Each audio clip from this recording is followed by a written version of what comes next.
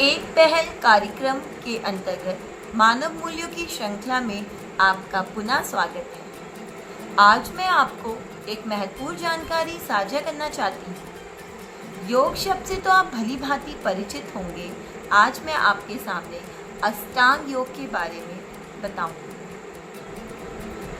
जो व्यक्ति अष्टांग योग का पालन करते हैं वो स्वयं ही राजा के समान हो जाते हैं। अष्टांग योग को राज्य योग भी कहा गया है। इस योग के 8 अंग होते हैं: यम, नियम, आसन, प्राणायाम, प्रत्याहार, धारणा, ध्यान, समाधि।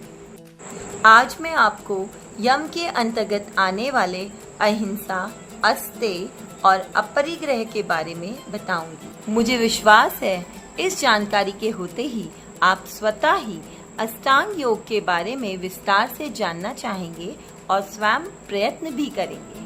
हिंसा का अर्थ है किसी भी प्राणी को मन, वचन तथा कर्म से कष्ट न देना, मन में किसी का भी अहित न सोचना, किसी को कटुवाणी आदि के द्वारा भी कष्ट न देना तथा कर्म से भी किसी भी अवस्था में, किसी भी स्थान पर, किसी भी दिन किसी भी प्राणी की हिंसा न करना। यहाँ पे जो अपवाद है उसे अच्छे से समझ लें। माता पिता, शिक्षक आदि हमें सुधारने के लिए हमारी त्रुटियों के कारण हमें दंड देते हैं। वह हिंसा नहीं है, क्योंकि उनका उद्देश्य अच्छा होता है हमारे प्रति। एक सैनिक मातृभूमि की रक्षा के लिए दुश्मनों को मारता है, वह हिंसा नहीं है, वह अपने कर्तव्य से बंधा है।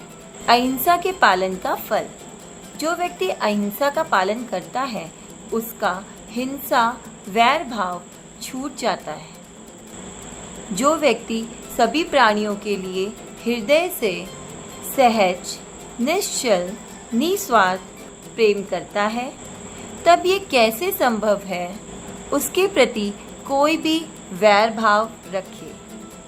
जो व्यक्ति अहिंसा का पालन करता है उसके साथ रहने वाला न केवल मनुष्य का वैर भाव छूटता है, बल्कि सांप, शेर, बाघ आदि जीव भी अपनी हिंसा छोड़ देता है।